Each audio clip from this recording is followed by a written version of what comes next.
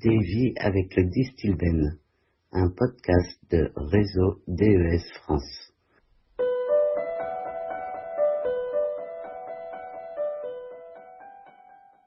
Entre 1948 et 1977, en France, du Distilben a été prescrit à 200 000 femmes enceintes pour prévenir les fausses couches. C'était en fait un médicament inutile dont les effets vont être délétères pour 3 générations. Cancer, malformation génitale, stérilité, grossesse à risque, grande prématurité sont quelques-unes de ses conséquences, bouleversant des milliers de vies. Aujourd'hui, des femmes et des hommes témoignent de leur lien avec ce médicament. La parole est à Marie Dariussec.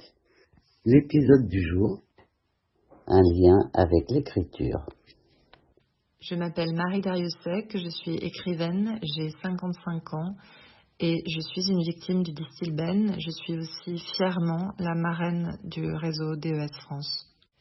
À l'âge de 14 ans, la mutuelle de ma mère, qui était prof, la MGEN, lui a envoyé une note ou un questionnaire sur le Distilben et c'est là que nous nous sommes rendus compte que j'étais potentiellement victime de cette saleté.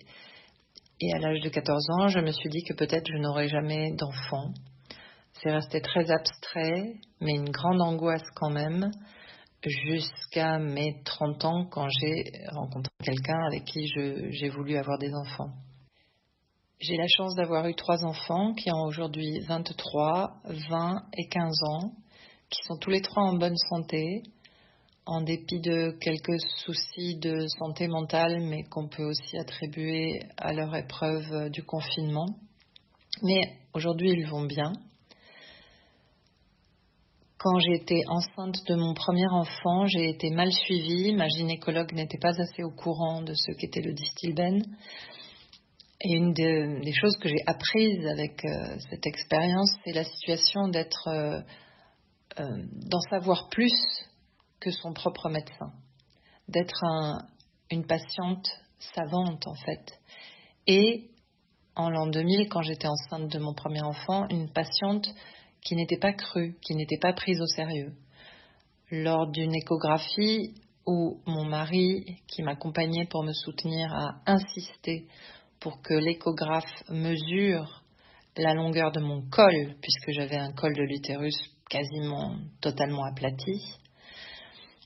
Cet échographe a pris mon mari à part pour lui dire que j'étais hystérique, ce qui est un mot assez drôle puisque la racine de hystérie c'est l'utérus chez les Grecs, et qu'en gros il fallait que je me calme pour le bien de l'enfant.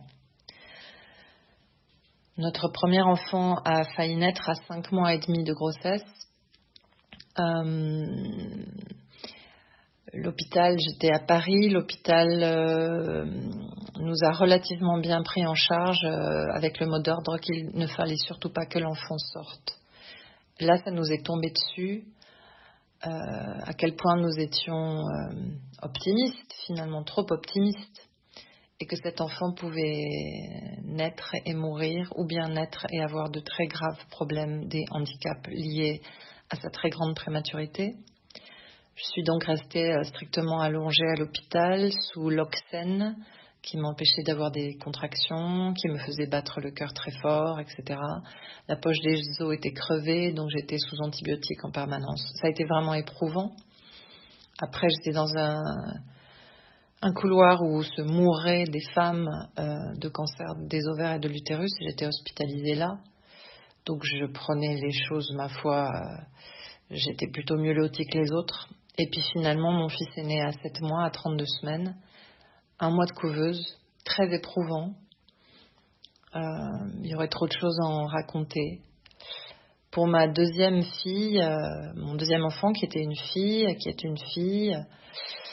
et d'ailleurs je fais des lapsus de l'imparfait parce que l'angoisse c'était quand même la mort de ces enfants.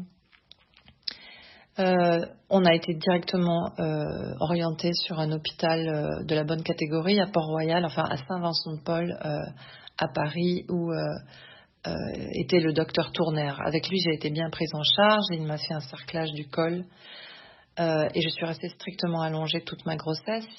Ma fille est née, elle aussi, à 32 semaines, mais dans des conditions bien meilleures. Et elle avait été...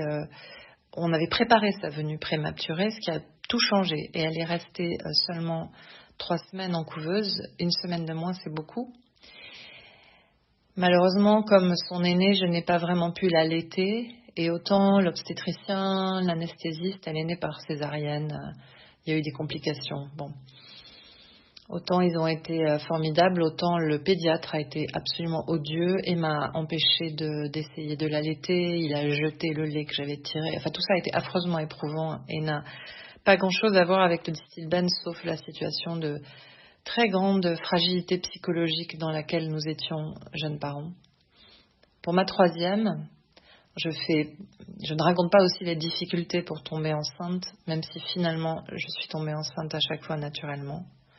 Pour ma troisième, on était plus aguerris, on était aussi à Saint-Vincent-de-Paul, un hôpital de la catégorie 3. On a été très bien soignés, très bien reçus, et ma fille est née à 8 mois de grossesse, 8 mois et 10 jours. Elle est née à 3 kilos, elle n'était pas prématurée. Ça a été absolument merveilleux, un accouchement par voie basse, sans violence obstétricale. Ça a été cette petite fille que j'ai allaitée pendant 2 ans m'a réconciliée avec l'expérience de la grossesse elle-même.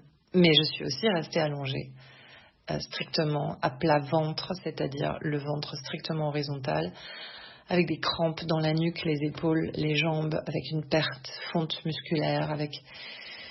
Quand même, c'est une épreuve pour toute la famille. Quand il y a 2 très jeunes enfants et que la maman est allongée, strictement, c'est dur pour le couple. Mais voilà, ça a quand même été formidable.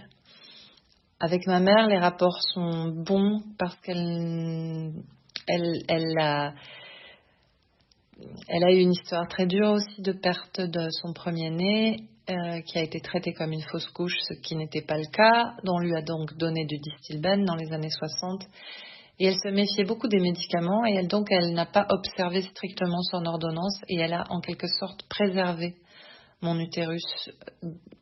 Et j'admire sa réticence à ma mère. On a toujours eu des bonnes relations. Elle a pris du Distilbène, mais elle ne voulait pas en fait.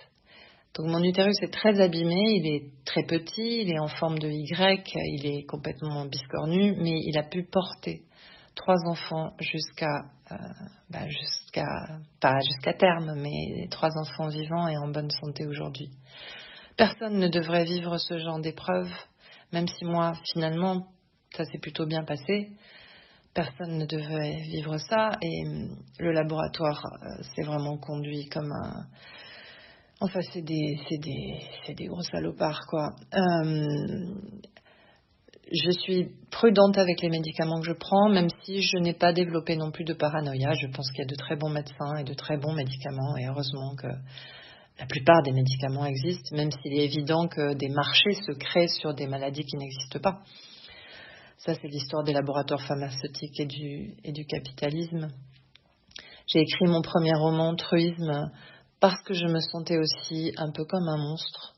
Le Distilbène nous modifie nos organes génitaux, nos organes de reproduction, le lieu de notre intimité la plus profonde. Pour les garçons aussi, c'est pas facile.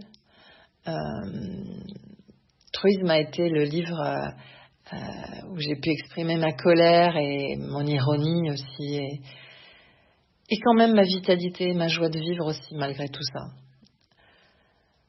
Je remercie le réseau DES France dont je suis la marraine. J'ai essayé de faire de mon mieux grâce à l'écriture pour informer. Voilà, il faut encore informer. Bon courage à toutes et à tous.